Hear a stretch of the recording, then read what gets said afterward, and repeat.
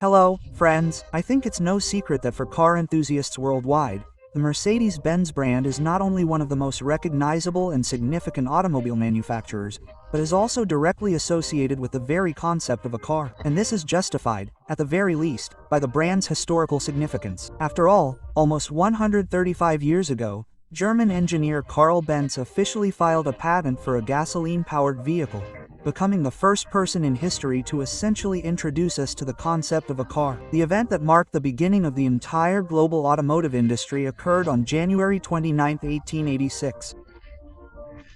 And since then, patent number 37435 of a simple engineer and innovator named Benz has marked the beginning of an entire era. Of course, Benz's invention was very different from the modern image of the automobile. In essence, he installed an engine he designed from scratch on a tricycle. But, as the saying goes, everything starts small, and Mercedes-Benz was no exception. Today we'll tell you how the automotive legend was born and how Mercedes has managed to remain at the forefront of automobile design for so long. As I mentioned earlier, the official Mercedes-Benz name dates back to 1886, but the road to creating this car began long before that, in 1871, when Karl and his partner opened a mechanical workshop in Mannheim. This is how, through trial and error, a true miracle was created. And to build his first engine, our hero had to travel a long road. Carl Friedrich Benz was born on November 25, 1844, in what was then called Baden-Mühlberg. It is now part of Karlsruhe, Germany. Karl most likely owes his interest in all things mechanical to his father, a train driver who died of a cold he caught in the open cabin of a train when he was 2 years old. It's worth noting that the inventor's childhood was not carefree, as Frau Benz, who lost her husband early on, was left alone. However, she didn't despair and worked diligently to ensure that her only child at least didn't go hungry and even received an education. The boy experienced no difficulties with his studies, and since his grandfathers and great-grandfathers worked as blacksmiths, a profession known for being artisans, designers, technologists, and engineers all rolled into one, this only helped Karl determine his future. Even in his youth, he developed a passion for photography and repairing wall clocks, so he already knew how to hold a screwdriver. At the age of 15, Karl graduated from the Karlsruhe Grammar School, and then, on July 9, 1864, at the age of 19, he graduated from the Faculty of Technical Mechanics at the Polytechnic Institute, after which he went to work at a machine building plant. Even though he enjoyed the job, he quit after 2 years as a mechanic. Even then, he enjoyed creating and designing, but factory work didn't foster creativity. Knowing the value of money from childhood, Karl never shied away from dirty, hard work. He spent several more years working in small businesses in Karlsruhe, Mannheim, and Vienna, while also working part-time in repair shops and agricultural equipment factories. Although the engineer diligently worked as a hired hand, even then, thoughts of his own began to creep into his head. Actually, that's how it was. In 1871, together with his friend August Ritter, he founded his first company, a mechanical workshop that also supplied building materials. Like any other businessman, Karl dreamed of making his business successful. But despite all his efforts, things didn't work out.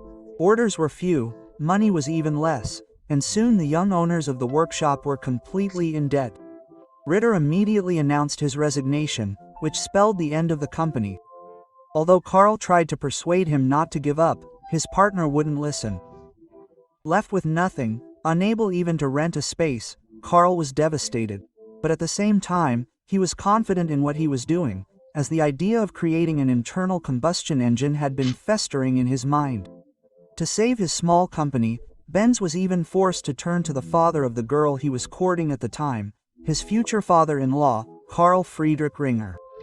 A carpenter by trade, a simple but sturdy man, Karl Ringer recognized the young man's talent, determination, and enterprise. He lent him a significant sum, which, on the one hand, allowed Karl Benz to buy out his share of the company from August Ritter, and, on the other, greatly strengthened the relationship between Benz and the Ringers. On July 20, 1872, Karl Benz and Zitzili Bertha Ringer became husband and wife. The bride's birth certificate, obtained by Karl Attesti, was also present. Looking ahead, I will say that the marriage of Carl and Bertha Benz is a shining example of a happy union of two hearts that lasted a lifetime. 5 children were born to the Benz couple. Moreover, Bertha's role in the history of the automobile is difficult to overstate. Several times, Carl Benz's company was on the brink of bankruptcy, and Bertha came to the rescue, providing not only moral but also practical support. There's a very interesting story about how Bertha, unbeknownst to her husband, created the best advertisement for the first automobile, but I'll tell you more about that a little later. Having acquired his own mechanical workshop, Carl Benz began developing internal combustion engines. Benz planned to sell these engines for use in agriculture and industry, but in parallel with developing the engine, he was also working on another idea, a self-propelled carriage. The development of the first engine took over 6 years. Carl Benz received a patent for a 2-stroke gasoline engine on December 31, 1878. And that was just the first step. Over the next 3 years, he patented such familiar features as a battery-powered ignition system, a spark plug, an accelerator, a carburetor, a radiator for a water-cooled engine, and, a little later, a clutch with a gearbox. While Carl was busy designing and tinkering, the workshop repaired agricultural machinery and horse-drawn carts, barely covering Benz's expenses for inventing. As Carl later said, money was desperately short, but his wife never reproached me for this. In fact, she denied herself many things and always supported me. Initially, engineers used alcohol as fuel for any engine, but it quickly wore out components and was ineffective in cold weather. It was Carl who first decided to use gasoline as a fuel. The first working version of the engine was completed and even successfully tested in 1879, thus marking the beginning of a new achievement. 3.5 years later, Carl Benz, using his workshop and several already patented inventions, founded a company, better known at that time as Benz & C. To do this, he had to attract several shareholders and also invest in a small bicycle repair shop. It was at this enterprise that Carlo Benz managed to establish mass production of gasoline engines, and over the next 3 years, Carl continually improved them. By 1882, the company had already reached the production and sale of 200 engines per month, and Carl Benz himself worked side by side with his workers day after day. Incidentally, it is unknown whether the automobile would have even existed if our amorous hero had not decided, on an ordinary day, to build a self-propelled carriage for his wife, who experienced considerable inconvenience when traveling from one part of the city to another. So, using a 3-wheeled carriage on bicycle wheels as a basis, Carl installed a controlled steering mechanism on the front wheels, rotating horizontally with a crank. The 4-stroke gasoline engine was mounted under the seat above the rear axle, and torque was transmitted to the rear axle via a simple bicycle chain. Overall, the vehicle was extremely capricious in operation and very unreliable, but nevertheless, it was the world's first automobile. Throughout 1886, the motor wagon underwent road tests. Carl, as usual, patented his latest invention, and the patent stated that this marvel weighed approximately 100 kilograms. The vehicle reached a speed of 16 kilometers per hour, and the fuel tank capacity was 4.5 liters. By July 3, 1886, German newspapers announced the arrival of a horseless carriage called the Benz Patent Motorwagen Model 1 on the streets of Mannheim. Inspired by the successful, and most importantly, working design, the engineer continued working on the vehicle, making certain technical improvements. It took him only 6 months to launch the Module 2. Initially, Carl and his wife rode the self-propelled carriage themselves, using it for personal use. And in 1887, the Benz automobile was sent to the World's Fair in Paris. But it would be difficult to say that the carriage sparked public interest. Over the 2 years between 1886 and 1888, Benz sold only 1 automobile in Germany. And then came the story that would later spread around the world. Observing her husband's failures, Carl Benz's wife decided to take the initiative with a simple plan. So, without asking, she took the car, loaded her sons Richard and Eugen into it, and set off from Mannheim to Forchheim to visit her mother. Bertha was essentially making a publicity run in Bess's first car. This happened on August 5, 1888. The journey wasn't short, a full 104 kilometers, but she managed to reach her hometown before sunset. Along the way, Bertha stopped several times at pharmacies to buy gasoline, which was then sold only in pharmacies as a cleaning product. She repaired the worn brakes with their leather pads, and the broken drive chain at a blacksmith's.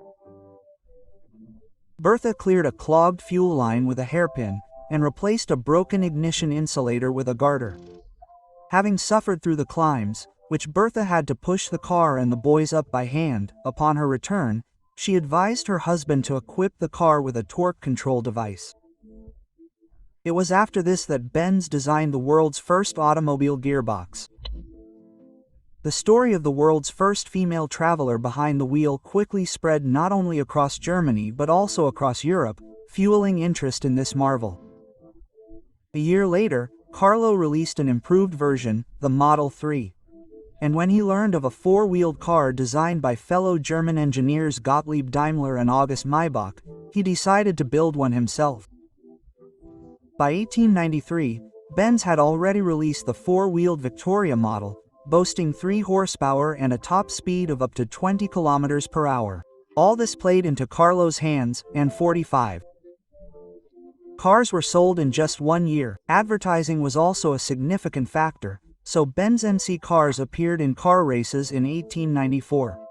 It was that year that the editor-in-chief of the Parisian newspaper Le Petit Journal initiated the first ever car race along the Paris RPU route. All inventions with at least 3 wheels and an engine were eligible to participate. The organizers received 102 applications. However, only 25 cars showed up for the qualifying rounds, including Emily Roger, who drove a new Benz Vela. Even though Emile finished 14th, he was awarded the 5th prize of 500 francs. The car he drove was then considered a sports car. As the company grew, so did the demand from emerging fans of Benz automobiles. In 1901, the world was introduced to yet another new model, the Mercedes-35. With the release of this car, it became clear that the company was significantly lagging behind modern progress. To improve its position, a French engineer named Marius Barbaro was brought in. It's worth noting that the relationship between Barbaro and Benz was initially strained. The former was unwilling to accept the latter's ideas. Benz, for his part, rejected any innovations from the former. The conflict escalated to the point that Benz even decided to leave his own company, placing his complete trust in the Frenchman. This move had a number of consequences. It turned out that Barbaro was failing to fulfill his responsibilities and was not living up to the expectations placed upon him. Only with the arrival of German engineer Hans Niebel did the company's fortunes gradually improve. Under his leadership, the first and most world-famous racing car, the Blitzen-Benz, with a 200 horsepower engine, was created. In the post-war years, numerous new models were developed, most of which were successfully produced until the mid-1920s. By 1926, 47.55 vehicles had been produced. The model range included such cars as the Mercedes-35, Mercedes SP Lex, Mercedes 4045, and Mercedes 65 PS. Of course, World War I left its mark on the company's history. The collapse of the exchange rate, as well as the entry of more successful manufacturers into the automotive market, including Ford Motor Company, significantly impacted the company's development. Having plunged Benz's company into stagnation with no end in sight, the solution seemed simple. On June 28, 1926, the two competing firms merged into one, creating the new Daimler BHC concern. Ferdinand Porsche assumed the leadership role. He took matters into his own hands and personally oversaw all production, gradually modernizing it. The first development under his leadership was the Mercedes 2410 PS. Incidentally, from that point on, all cars were produced exclusively under the Mercedes-Benz brand. Porsche remained with the company for only a couple of years, handing over the leadership in 1928 to Gans Niebel, who significantly influenced much of the model lineup at the time. Under his supervision, the Manhe 370 and Norberg 500 passenger cars were produced. Just 2 years later, the Mercedes-Benz 770 W07 and the Mercedes 170 appeared. In 1933, the Mercedes-Benz 200 passenger car and the Mercedes-Benz 380 sports car appeared. In 1935, German engineer Max Saylor became the company's new designer and created such models as the 170 volts, the world's first mass-produced passenger car with a diesel engine, the Mercedes-Benz 260D, and the new large Mercedes-Benz 770W150. During World War II, the Daimler-Benz concern continued to produce cars until it was subjected to a 2-week aerial bombardment, which left only ruins.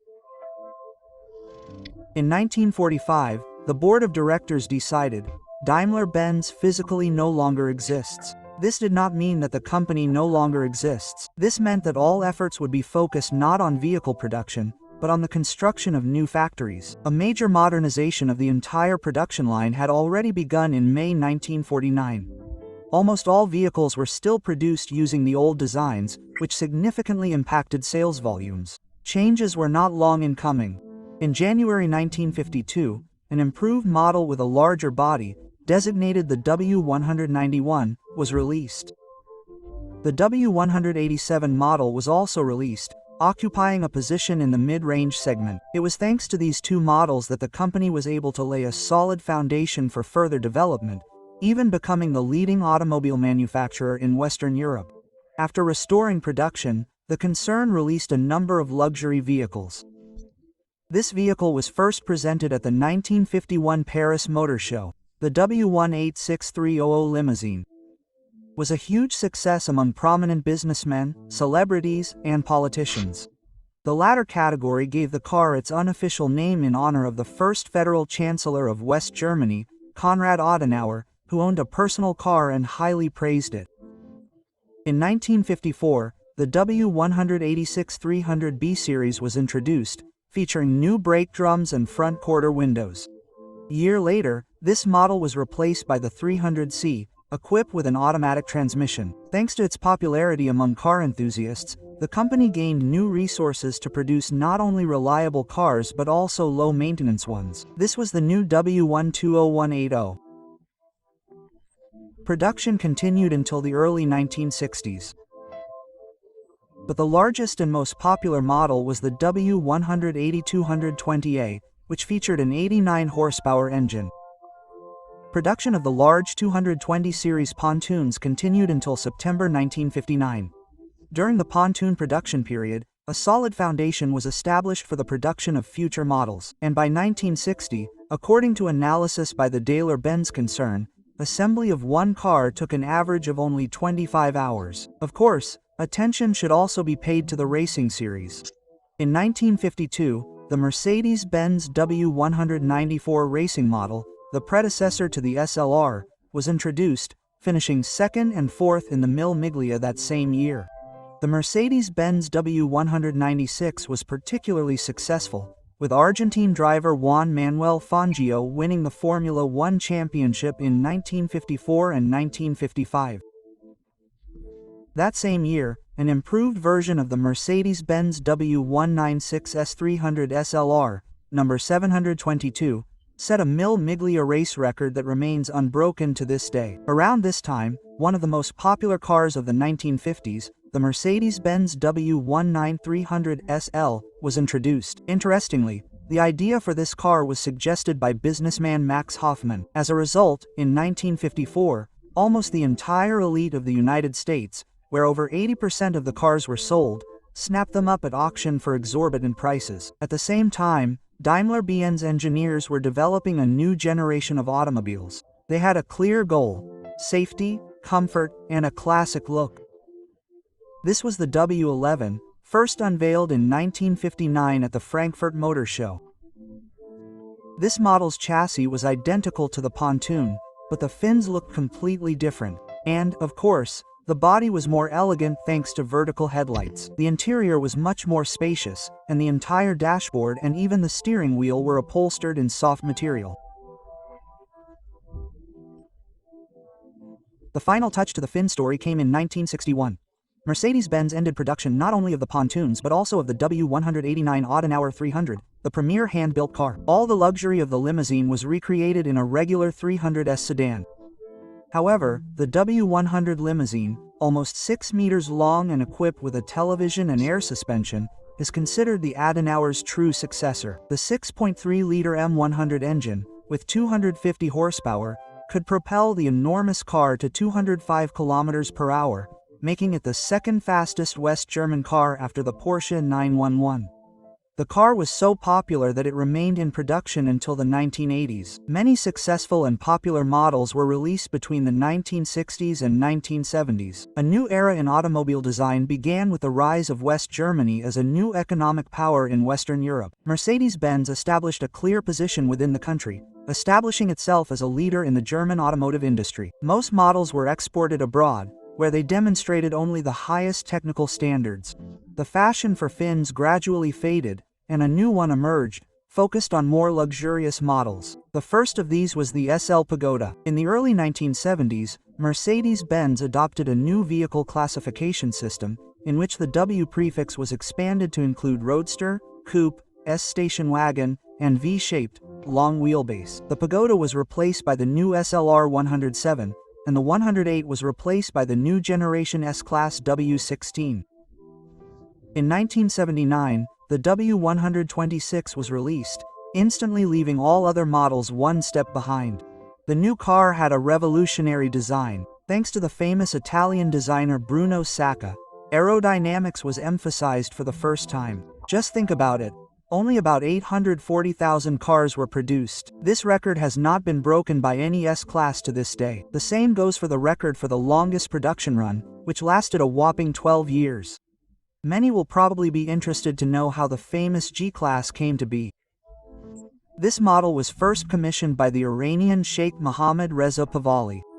But the Iranian Revolution of 1977 brought about changes. The Sheikh lost his power and was therefore unable to purchase the car. Daimler-Benz then transformed the military vehicle into a civilian off-road vehicle, renowned for its high cross-country ability and reliability. Models such as the W20190 and W124, produced in 4 versions, were released in parallel. In 1989, the Mercedes-Benz R129 appeared, and the Genwagen lineup was updated with the W461 and W463 models.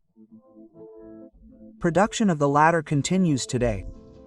In 1993, a fundamental change in the vehicle naming system took place. The classification, which had been based primarily on engine displacement and included 1 or 2 models, was completely exhausted. Thus, the Sonderklasse, a special class, became the S-Class, the Sportlight, a light sports SL class, and the Genwagen off-roader, the G-Class. The letters also referred to the engine type. E denoted fuel injection instead of a carburetor, and D corresponded to a diesel engine. In 1995, Mercedes unveiled the new E-Class W210, a car distinguished by its fuel-efficient design.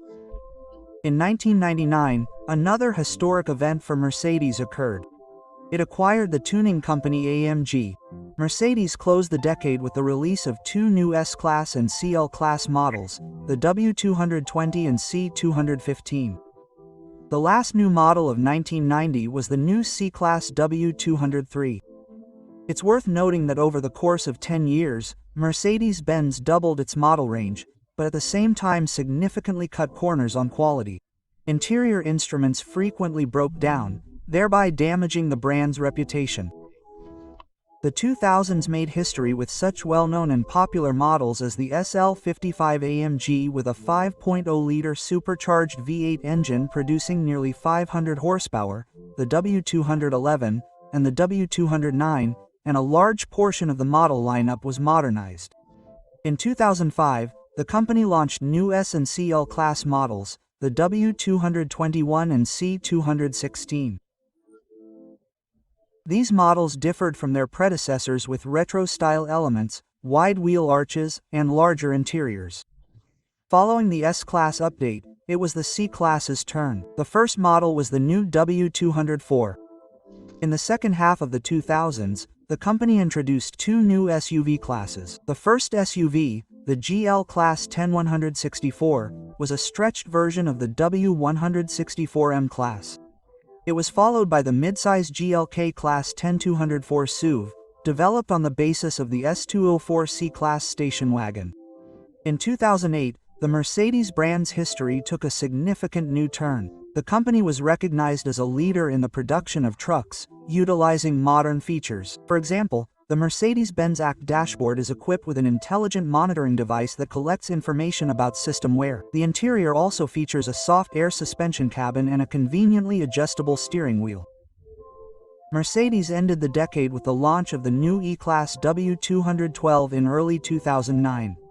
Mercedes-Benz cars are popular among discerning buyers, so many companies tune and fine-tune their vehicles. Among the most well-known firms are the following. AMG is the company's official tuning division. Brabus is a German tuning studio. Lorenzer is a German studio specializing in modifying the exterior of KLO vehicles. A publishing company. By the end of 2015, the brand was valued at least $35 billion and ranked second after Toyota among automobile manufacturers and 10th among all brands worldwide. It is also worth mentioning some interesting facts about this legendary company. For example, the Mercedes car was named after Mercedes Elnick, the daughter of one of Daimler's partners, Emil Elnick, and not the daughter of Karl Benz himself, as is commonly believed. The new company's logo featured Daimler's three-pointed star, representing engines for land, air, and water, surrounded by a laurel branch bearing the Karl Benz emblem. Mercedes is also prized by the world's most powerful for a number of reasons. The first is, of course, status and comfort. Mercedes has proven its reliability in the most extreme conditions. For example, in 1998, the Georgian president was shot at in a Mercedes S600. Ultimately, the head of state remained unharmed, despite being hit by several bursts of machine gun fire and even a grenade launcher. World-renowned entrepreneur Steve Jobs also bought only Mercedes cars and drove them without license plates. California law allows this, but only for the first 6 months after purchase. Jobs took advantage of this, returning the car after 6 months and buying a new one. Another interesting fact is that for decades now, the Mercedes-AMG motto has been, "One engine, one man." This means that one specialist is responsible for each engine assembled at the marquee plant. They inspect the assembled mechanism and sign the documents, thereby fully accepting responsibility for its quality. Furthermore, the Mercedes-Benz 770, or, as it is also known, the Big Mercedes, is the highest-ranking representative of the automotive industry. Among its owners were Adolf Hitler, Hermann Göring, the Pope, Emperor Hiroshita, and many others. Legend has it that Benz delivered the first automobile in the Russian Empire. This information was published in the Odessa Automobile Society Directory in 1912. As for Karl Benz himself, in the last years of his life, he retired from business and enjoyed an impeccable reputation as the founding father of global automotive manufacturing, rather than becoming a genius on April 4, 1929, from pneumonia in Ladenburg at the age of 85. Bertha Benz long outlived her husband and died on May 5, 1944. When Karl Benz died in 1929, there were already 30 million automobiles on the planet, and today there are over 500 million passenger cars. Mercedes never became a mass-market car. Only 1 million new cars bearing the triangular star hit the market annually. But the company never wanted to appeal to the masses. Mercedes' distinctly elite status became especially evident at the end of the 20th century, when Daimler-Benz, wishing to strengthen its position in the United States, merged with the American Chrysler concern. During the merger, however, the Benz name was dropped from the car's name, which is very sad, as the mythical Mercedes name remained, while the name of Karl Benz's father and inventor disappeared. But the name Karl Benz has not disappeared from human history and never will. People are always curious to know who invented the automobile and how, and the answer will always be, Karl Benz invented the automobile. Overall, Karl Benz lived a happy life as an engineer and inventor who saw the fruits of his labor, was recognized in life, and not forgotten in death. Friends, what do you personally think of the cars of this brand, and, in general, of the history of the automobile industry and Karl Benz himself? Be sure to share your thoughts in the comments. But that's all for today. I hope you enjoyed this episode, and if so, please rate it with your comment and like the video. And until then, bye.